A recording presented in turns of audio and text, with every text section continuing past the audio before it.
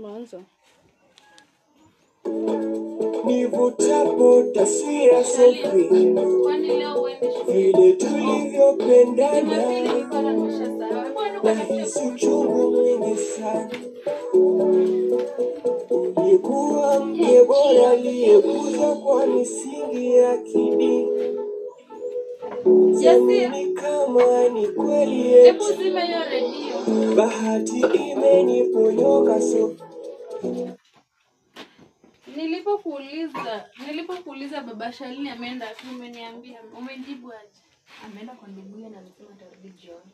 Ameenda kwa nduguye.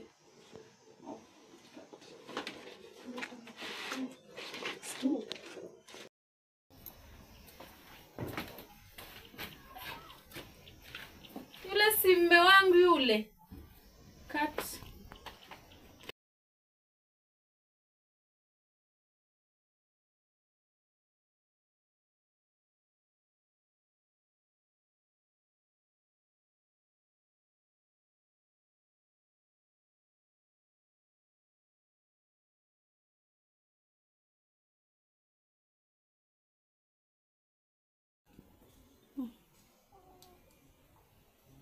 Mmekuwa mkiongea na kucheka. Mbona tena kimya? Hata hakuna chenye umeona geni. Lakini kwa macho yangu hata bado sijaamini. Ni wewe tu mume wangu ama ni macho yangu yananidanganya? Mke wangu kwani nimekosa? Jasiri, naomba uletee baba Shalini chakula kwa jikoni. Asante mke wangu. Nilipotoka tayari nilikuwa nimekula na nahisi bado niko sawa. Ni sawa, Jasiri, naomba tupishe kidogo. Sawa. Na maongezi na baba Shalini.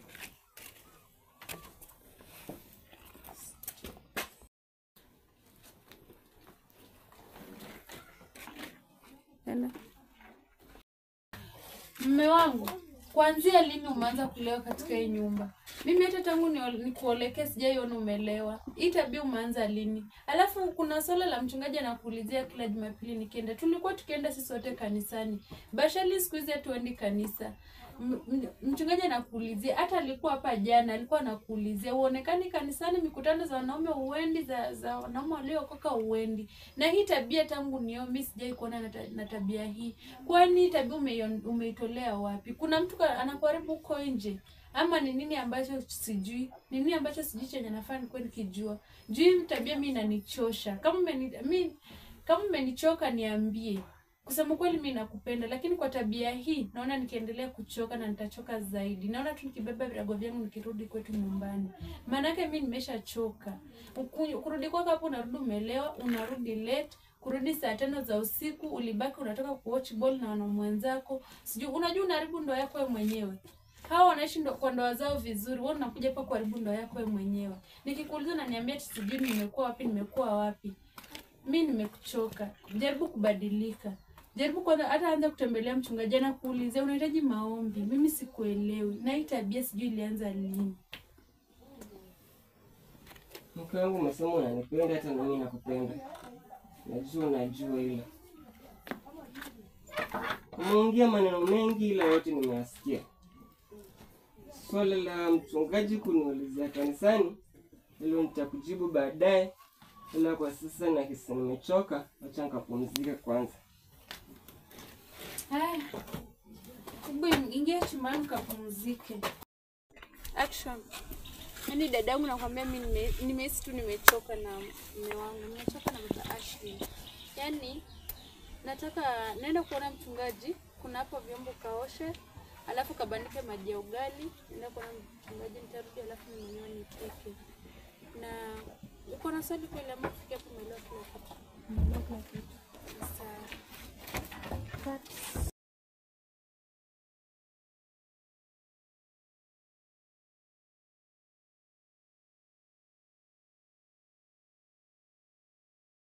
Kwa zote vitu zitafuta kama hivyo.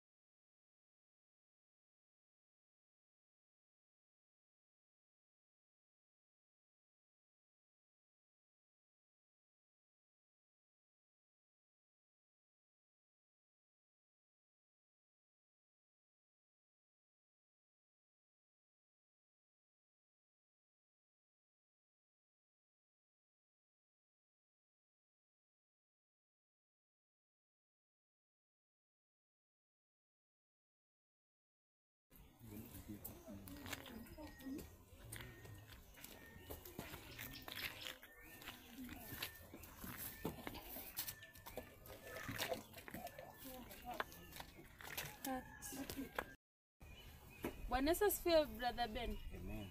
Naitwa Jen na nilikuwa na shida, nilikuwa naomba kuona mchungaji. Yupo? Ametoka kiasi, anasema atarudi leo au kesho. Atarudi leo au kesho. Sasa ujumbe wangu itakuwa ngumu kuachia, maana nina tatizo na nataka tu yeye mwenyewe. Sasa nafikiri utarudi kesho kama alafu Sawa, nashukuru.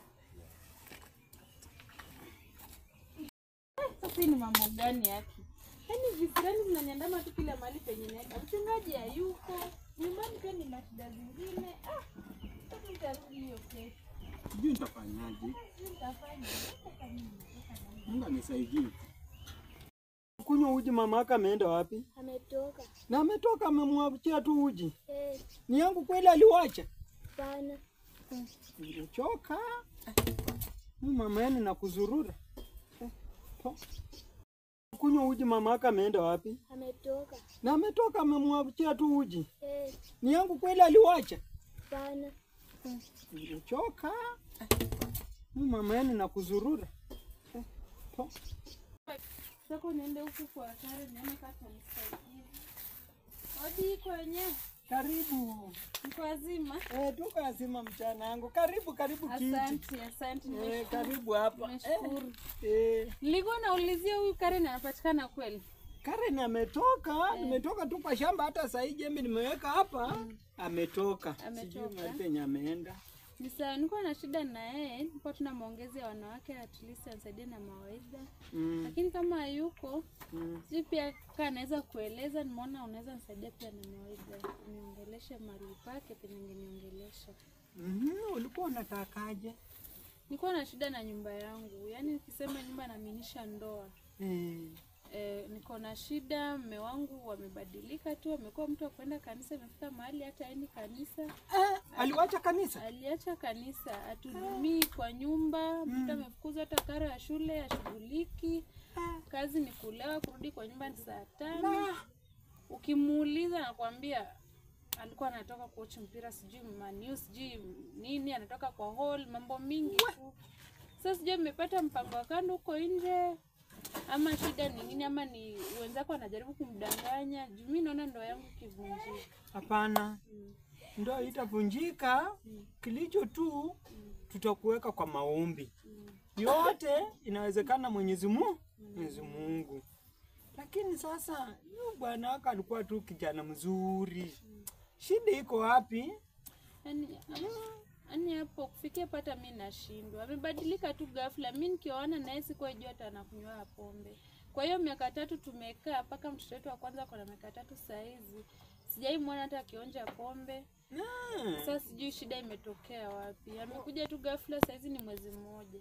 Huyo kijana kuanga na kunywa pombe. Lakini kitu yenye naweza nikakushauri ni moja. Wewe vumilia. Wacha huyu mama watoto akikuja, nitajaribu iwezekanavyo, ama mimi mwenyewe nitajaribu nitafute huyu kijana, tukae na yeye tuongee, tuone ya kwamba tunaweza tukafanya nini. Ni yote ujiweke tu kwa maombi. Umesikia msichana wangu? Mtu mwingine asikudanganya ati maneno ya uganga au nini, hapana. Sawa? Ni maombi tu, endelea tu kwa maombi. Na ulienda kwa pasta? Hata sasa nimetoka kwa mchungaji, lakini nimepata ndugu yake. Amesema mchungaji alienda safari ya maombi, anaweza rudi leo jioni ama kesho. By the way, kwa kanisa alitangaza ataenda safari. Hata mimi nilikuwa imenipitia, nilikuwa nimesahau. Lakini acha nitaenda kesho. Asante. Haya, wewe pia. Nimeshukuru kwa muda wako. Asante, Mungu akubariki. Kisha salamu, mwambie dada Jeni amekuwa hapa. Asante. Haya. Usalimie Junior. Nitamsalimia.